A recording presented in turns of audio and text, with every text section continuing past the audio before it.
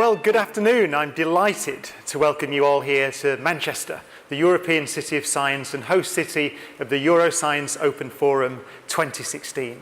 Now, as you heard from that booming voice, I'm Brian Cox, a professor of particle physics at the University of Manchester, and, so it says here, but I didn't write that bit, broadcaster and author. Proud Mancunian, this is the city in which I was born, and I am your host for this opening ceremony. Now, without further ado, please allow me to introduce you to our first speaker, the leader of Manchester City Council, Sir Richard Lees, who's led the city through a renaissance over the last 20 years and has been at the forefront of positioning Manchester as a truly European city. It's an honour to welcome so many talented and influential guests to the city this week to celebrate science in all its forms. I do hope you enjoy your time in Manchester, whether this is your first time here or you have visited before. I'm confident that you'll receive a very warm welcome from all of those you meet. Manchester is a city that thrives on major events. The city regularly hosts major conferences, including those of the main UK political parties, and this year alone, the city will host 12 other major scientific conferences. From the Biennial Congress of the European Association for Cancer Research, which took place earlier this month, to the International Symposium on Medicinal Chemistry at the end of August. As you saw in the video at the start, Manchester is a great city that takes great pride in its contributions to the scientific community. But rather than spend my 2 minutes telling you why Manchester is such a great city, let me give you a few examples of what others have said about us. On a visit to Manchester last year, US policy advisor Professor Bruce Katz praised Manchester's disruptive attitude to innovation, suggesting that similar-sized cities in the States could learn a thing or two from our ability to collaborate. Lonely Planet named Manchester as one of its top 10 cities to visit in 2016, saying that this one-time engine room of the Industrial Revolution has found a new groove for the 21st century as a dynamo of culture and the arts. The New York Times included Manchester in its own list of places to visit. And after a strong year in the spotlight, The Guardian suggested that Manchester is the now most mentioned place in an increasingly loud conversation about British cities. But I wonder, what will you each take away from your visit to Manchester after ESOF is over? I'd like to think that over the coming days, you will come to know Manchester as an innovative, groundbreaking and inspirational city with an overwhelming sense of fun about it. I hope you'll recognise that Manchester is heavily investing in its own scientific future. The city is home to outstanding facilities like Manchester Science Partnerships, the National Graphene Institute and Corridor Manchester, to name just a few. But it's important to address that, as proud as we are of these facilities, they were not achieved by Manchester alone. The city does not and cannot operate in a vacuum. The success of our scientific economy has been reliant on the culture of collaboration that Manchester has worked to foster with people and cities all over the world. That's the same collaboration Bruce Katz was particularly impressed by on his visit, by the way. For as long as I've led Manchester City Council, it's been my firm position that the city needs to work closely with other cities across Europe in order to succeed. And this is particularly true in the case of scientific work. As you all know better than I do, excellence in science goes hand in hand with collaboration.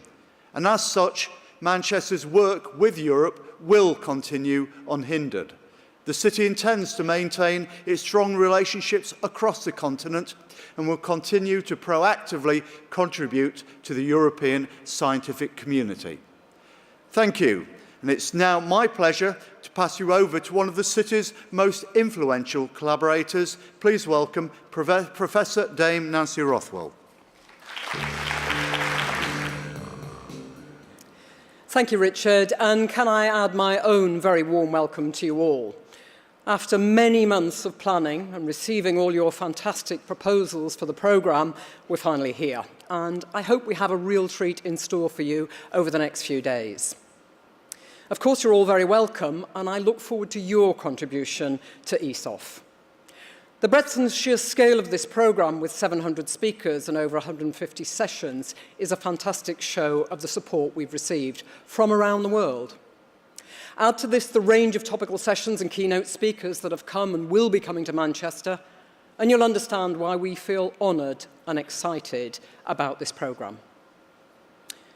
The communication of science has never been more important, and this is always a great strength of ESOF. We have over 400 science journalists and communicators registered for our conference, possibly one of the largest gatherings of science media in the world. The commencement of the Careers programme was the curtain raiser today. The science programme proper begins tomorrow and runs through the next 3 days. Tuesday is dedicated to science and business.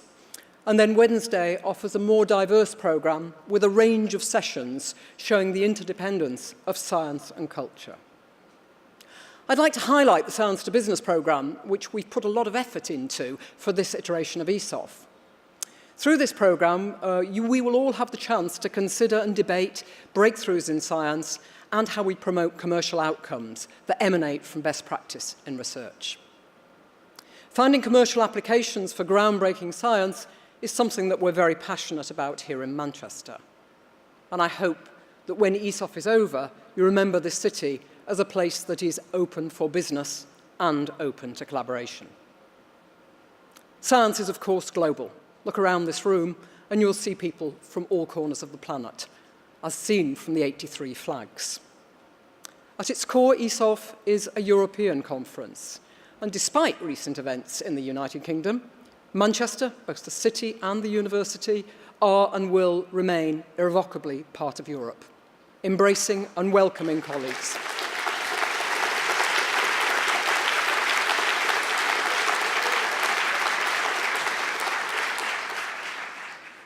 Science is about discovery. It's also about driving benefit to people, irrespective of where they live or where they come from. And it's about the future of our planet, which transcends politics. We as UK scientists, and Manchester as an incredibly diverse city, are proud to be part of Europe and greatly value our collaborations and exchanges with Europe. Research, scholarship, discovery, and education are not constrained by political borders. They're global endeavours that depend critically on international exchanges of ideas, discoveries, and people. Just as science has no borders, we and ESOF welcome delegates from wherever you come from. The City of Manchester is striving to be a leader in a number of key sectors, including advanced materials and health. But to do this, we must look globally for investment, for talent, for ideas, for partnership. And of course, we must look to our friends in Europe for inspiration, as well as to those further afield who are doing incredible things. Just as 2 examples you'll hear at this conference of Sesame in Jordan, the SKA in South Africa, more later. The careers part of our programme is well underway. ESOF has always committed to bringing early career researchers together with the more seasoned amongst us. I would encourage you all to make time for our younger colleagues, who are particularly those just starting out in their careers. Nurture them and help them to develop. They are our future, and they will be looking to you for leadership and direction. So thank you to all of you for your contribution over the coming 3 days, from our policymakers, business sponsors, entrepreneurs, Nobel Prize winners, and the media. Thank you very much.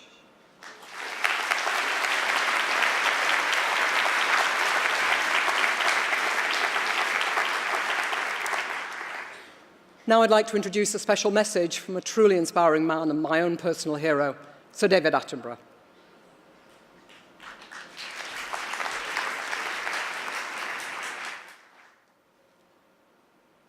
Good afternoon, ladies and gentlemen. I'm delighted to join you, albeit virtually, to this prestigious opening ceremony for the Euroscience Open Forum 2016. I'm particularly pleased to be part of a global event which is, in essence, a microcosm of the scientific community, as well as a celebration of discovery and truth. Over the coming 3 days, you will have the opportunity to explore ideas about the far frontiers of our universe, the Earth below our feet, and the future of our oceans. Well, they're wonderful, Sir David Attenborough there. Just echo what Dame Nancy said, certainly a hero of mine as well. Somebody who typifies, I think, the inspirational expert that I alluded to earlier. You'll not find another scientist in the UK who commands more respect and whose opinion is more valued, I would say, than Sir David.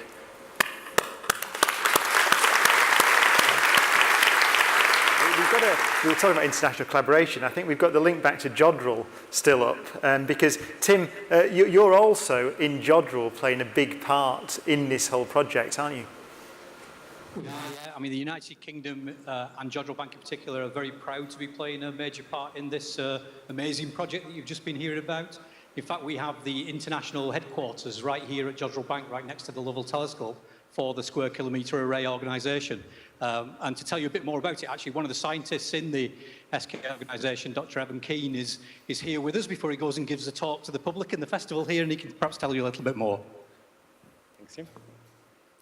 Well, hello, Evan. Yeah, we've seen the trailer, actually. It looks like the SKA is asking very, very big fundamental questions. Could you tell us a little bit about those questions? Yes, exactly, and hello everyone at ESOF. So the SKA will really be a unique facility asking fundamental and the most important questions in astrophysics. So questions like, was Einstein right about gravity? What is dark matter? How do planets and galaxies form? And much more besides. Do you think Einstein was right? Go on. We'll see, won't we? Yeah. Hedging your bets there. I did it very quickly. As an astronomer, what do you most like to see? What do you want to know? If I could say you could answer one question now. Well, thanks for putting me on the spot like that, Brian. So I'm a pulsar astronomer, so I'm most excited about using the SKA to study general relativity, so that's Einstein's theory of gravity, and alternative theories of gravity, and finding out which one is right. Yeah. And that's just one of the many things the SKA will do. Yeah, it's an exciting project. What about the office there, by the way? You've got the project office at Jodrell, haven't you? So what are you doing there? Are you involved in construction now and making sure the project works with the partners around the world? Yeah, so we're the international headquarters, so we oversee the global delivery of the project. So we work with hundreds of engineers and scientists from all over the world, just making sure that the whole thing gets designed, built, and then operated to do all this amazing science. Yeah, so a global endeavour of a scale I haven't seen, actually. I mean, I work at the Large Hadron Collider, but if anything, this looks as big or even bigger than that. Certainly, it's huge. And actually, a single country wouldn't be able to afford to take on such a massive endeavour. So this is why we've joined forces. We currently have 10 countries running the project across 5 continents, and actually many more interested in joining. Yeah, it's hard to see, actually, which country wouldn't want to be involved in that, I suppose. One of the most ambitious scientific enterprises of all time, I'd say. And when can we expect this machine to be... We've already seen some results from the precursor telescopes, but when is it going to be up and running so we can get our hands on data from the full setup? Well, just like Meerkat, we're planning already to do some science when we just have a few antennae on the ground. So that should be 2020 when all the fun kicks off. So yeah. Stay tuned. So not too long. Well, look, unfortunately, we have to leave it there, but many thanks again to Evan, Tim, Rob, George and Randall for your time everywhere across the world. Thank you very much.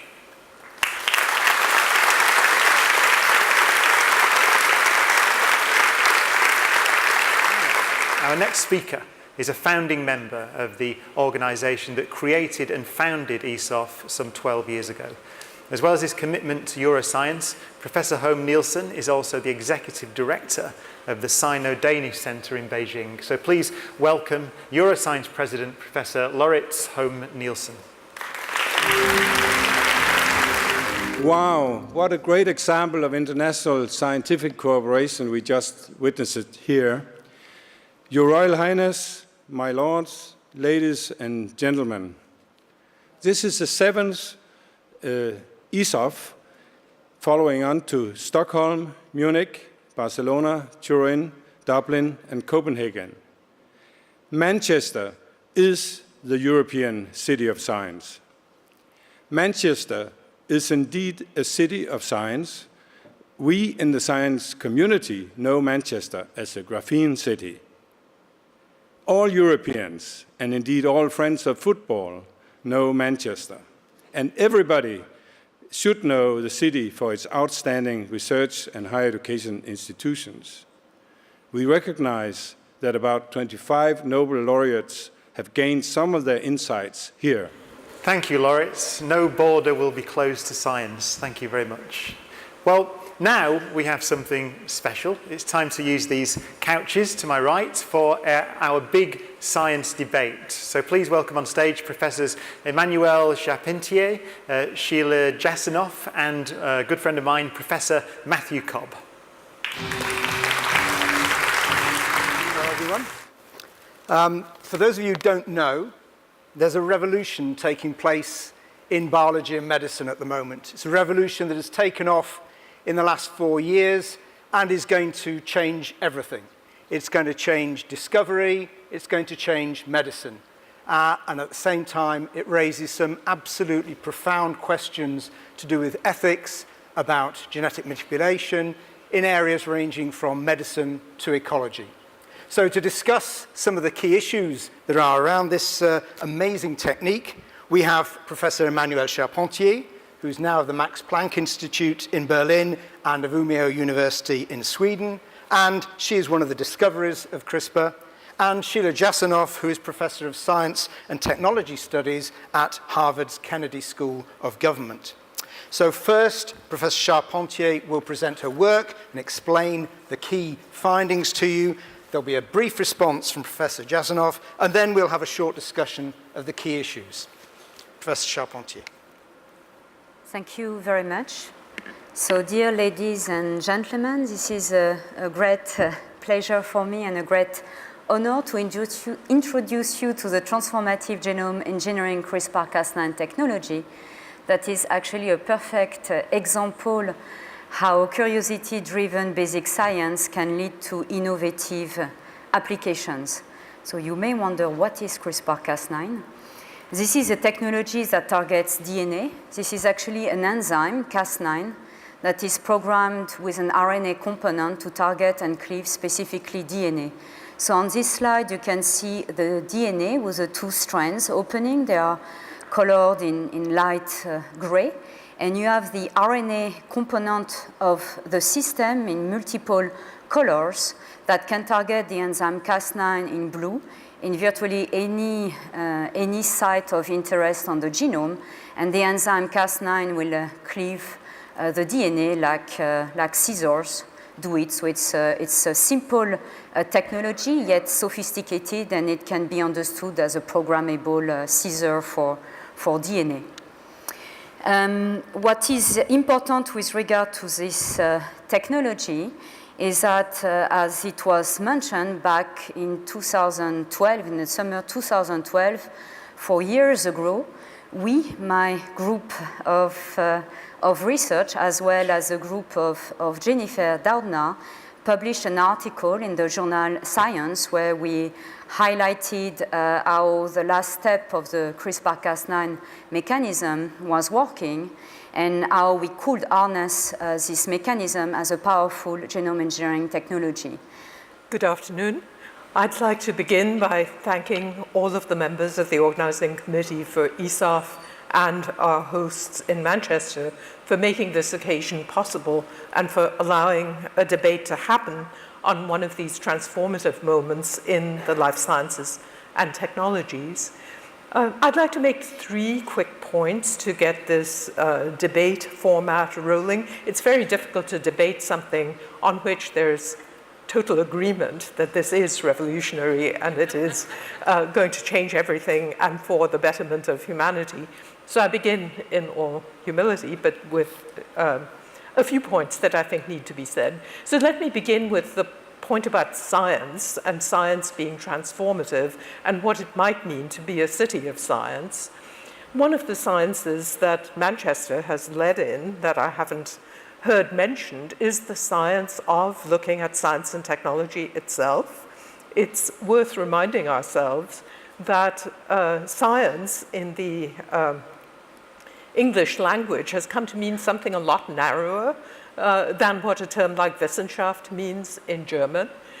So not just the systematic disciplined study of everything that the human mind imagines and wonders about, but more limited to the natural sciences. And yet humanity has evolved by reflecting on itself and its own condition. And Manchester has been a leading site for thinking about innovation, science, and technology in social, historical, philosophical terms. And I hope that that distinguished history someday deserves its own set of slides, something like the ones that we saw to start the discussion off today.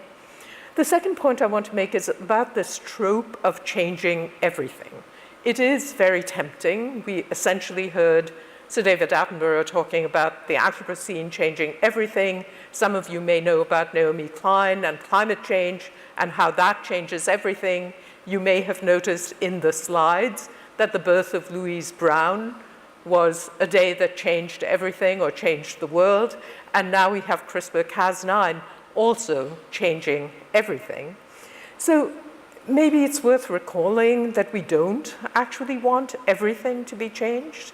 Most people want a certain amount of stability in their lives. Where things are unfair, manifestly unequal, problematic, we do want changes to happen. But we don't want to give up on compassion. We don't want to give up on kindness. We've already heard an enormous amount about globalism and collaboration and the special role of science in forging ties across boundaries. And of course, we're all aware that this is a divisive moment in European history.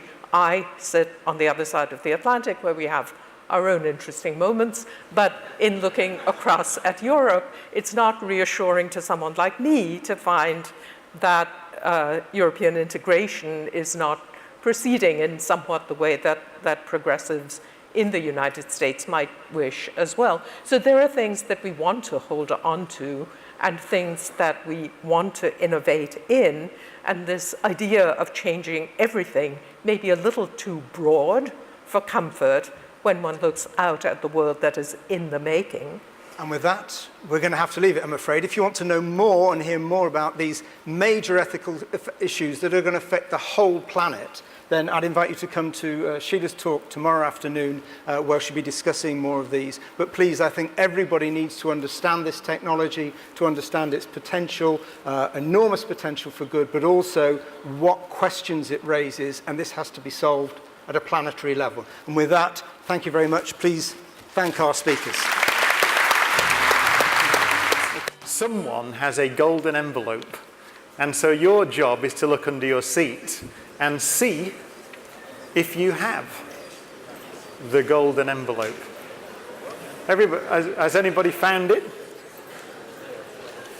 Is that there? Could you stand up if you found that golden envelope? Not you. There, stand up if you found it. There we are, we've got one. So in that envelope is your prize. You've won a prize. I should say that when we rehearsed it, there were going to be two prizes. One of them was a cream tea in Manchester, and we decided to jettison that one. So this prize is a pair of tickets to ESOF 2018 in Toulouse, France. So we have a round of applause. However, I was told that it might say that you've won the cream tea, but I promise you those are tickets to ESOF next year in France. So congratulations. Now, back to the serious business. I'd like to introduce someone who is known to many of you, formerly Director of the Wellcome Trust, Co-Chair of the UK Prime Minister's Council for Science and Technology, and the Chief Scientific Advisor to Her Majesty's Government. Please welcome Sir Mark Walport. Thank you very much indeed, Your Royal Highness, Lords, ladies and gentlemen. After that sort of Willy Wonka-ish moment, I'm delighted to be able to welcome all of you to the Euroscience Open Forum on behalf of the UK Government. The theme of the meeting is science and revolution, and we're already well into the discussions with that discussion about gene editing. And Manchester, of course, is an entirely appropriate city to host a meeting about revolutions. It was, of course, a home to the first industrial revolution, which was powered by science and technology. And there's still plenty of evidence of this. The canals, the product of that great engineering, the first intercity rail station. And many of the artifacts of the Industrial Revolution are contained in the wonderful Museum of Science and Industry, which showcases the engines that powered the Industrial Revolution. Hello Manchester, this is Tim Peake calling the Euroscience Open Forum. I'm honoured to be given the opportunity to welcome you to Manchester. Of course, I wish I could be there in person. I've heard great things about ESOF, and it sounds like it's going to be a fantastic week, both within the conference and across Manchester with the Science in the City Festival. I've been amazed by the amount of interest that there's been in my recent mission to space, from people of all ages, and I think events such as those happening in Manchester this week are really important in showing the public what we do as scientists and researchers.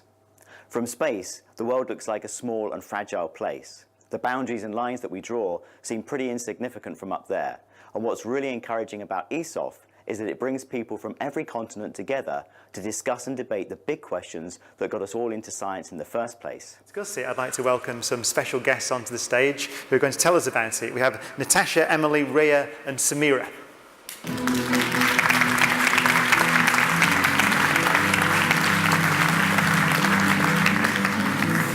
So you there? So welcome all. You brought the microphone on as well. That's very, I wondered where that was. Thank you. Before we chat actually about that day, we're going to see a brief video that was filmed on the day.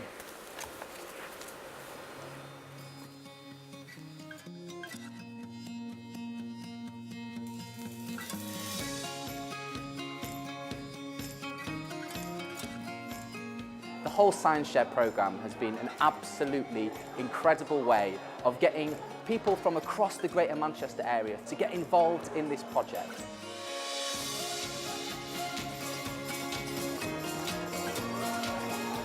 Getting hands-on with science, they're actually getting their hands dirty, understanding a little bit more about the way that the world works. And the other really important thing about this event is that they've had an opportunity to talk to real scientists doing real science in the field, asking that question, could there be life beyond the Earth?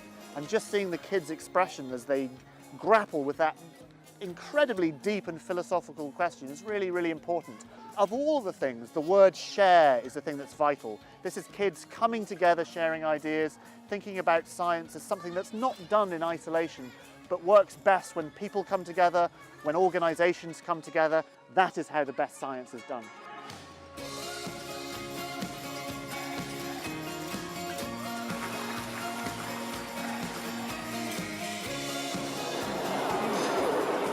My favourite part of science is coding because we get to use lots of different types of words and technical things. My favourite thing about science is stars. Investigations. Electricity. Experiments. Fossils. My favourite thing about science is what you can explore in science. We're from Aquinas College, a sixth form college in Stockport. And we're from St Mary's Catholic Primary School in Stockport. And we thought it would be a really good idea to get together and try and engage primary school students in a bit of science today by making it fun. They've had a wonderful time, they've done lots of explosion and lots of science, and they're so engaged, it's been wonderful.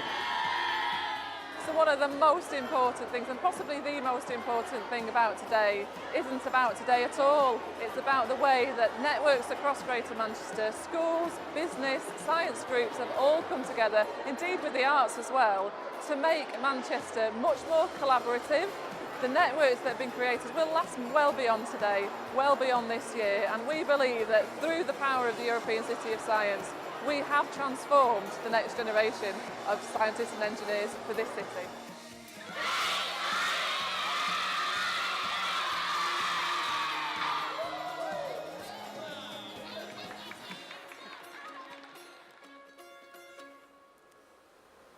That's wonderful. A round of applause.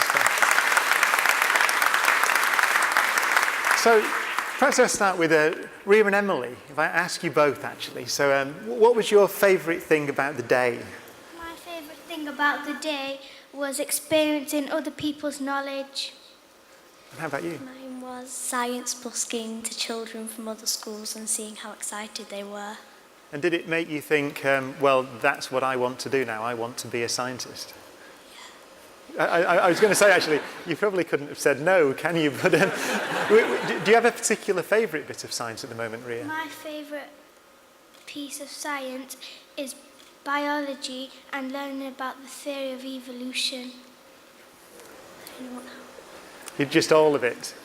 I think it's, yes. I made the same question to you. In terms of the day, what did you get out of the day? Being able to talk to people from different areas of science and understanding what they do, and it makes me open my mind to doing those things like engineering and things like that. So was that experience of being able to talk to scientists and other people, did that make you more confident in thinking, well, I could do this as a career, and in particular, as you said, engineering? Yeah, it made me think it's not just biology, chemistry and physics, there's other things outside of those, and they use all those three parts of science, and it was really interesting to learn. Oh, I see, so you saw that there were many more areas beyond those you learn in school? Yeah. And as you said, so in engineering, that's something where we have a big... Any particular part of engineering? Do you know a company, Siemens, came and they talked to me, and especially about turbines and stuff like that. Yeah. So that's pretty interesting to me. So what, the offshore wind turbines and things like that? Yeah. Oh, that's terrific. And how about yourself? I should ask you the same questions first, which is that what was the most exciting thing for you about the day? It was just the chance to be a part of history and understanding how all the technology can change the way we look at things. Yeah. And we've heard there quite a shift actually from biology and physics into specifically building turbines. Did you have that kind of renaissance, as it were? Did something capture your imagination? Yeah, definitely. It was just all about the technology for me and the way things are coded and the way things work and just everything like that. Yeah. So was it a valuable experience, do you think? Do you think were you, I could ask you, because for me it was, I always wanted to be an astronomer, I thought from the age of about 5 or something. I mean, for you, did that reinforce something that you already had, some interest in science, or did you discover something new there? Yeah, definitely. I'd always wanted to be in sort of the same area of career, but it just enforced it a lot further. I should say, you've all been watching you've been here for watching all these new scientific breakthroughs. I could ask you to, maybe Emily, is there anything you've seen you thought, well, yeah, I want to be like Tim Peake, or I want to work on the genetic editing technology? Like Tim Peake in science, space things. So you'd like to be a scientist in space, you think? Do you think you might be one of I suppose your generation may be the first to go back to the moon and then onto Mars. Would you fly to Mars if somebody gave you the opportunity? Probably not.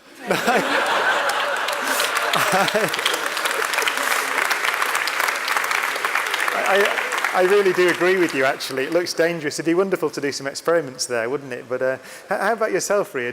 Would you like to be an astronaut, or is there anything that's captured your imagination? I would like to learn more about DNA and genes. Yeah, that was fascinating, wasn't it? That CRISPR technology, snipping bits of genetics out. I should say, and so I should ask you two as well. I mean, have you seen anything not only in the day but in this meeting that you thought that captured your imagination? Definitely, the stuff to do with the DNA, that was quite interesting, and how there were different opinions on it from both sides, and how there were improvements, and they thought of everything they could about it. Yeah. And yourself? Mine would be the same answer. Just everything about the DNA, the way we can, how medical technologies move forward, and the way we can get rid of these horrible genetic diseases that could potentially kill people. Yeah.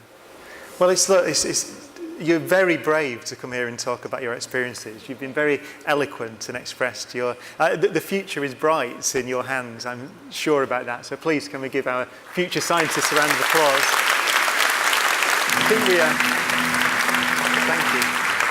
Well, with that, quite uplifting ending, I thought, so we draw to the end of our opening ceremony. And as is the tradition, we should thank our sponsors who've made all of this possible. So please join me in thanking BT, Johnson & Johnson, GSK, Manchester Airport, Manchester Science Partnerships, Siemens, the Wellcome Trust. Siemens have got a new employee there, actually. They've been very well led to be, haven't they? Adelshaw Goddard, KPMG, Nature, Unilever, Waters, Le Kaiser, NCP and Elsevier. And our supporters, the European Commission, the Department for Business, Energy and Industrial Strategy, Research Councils UK, the University of Manchester, Manchester City Council, Marketing Manchester, and last but not least, Euroscience.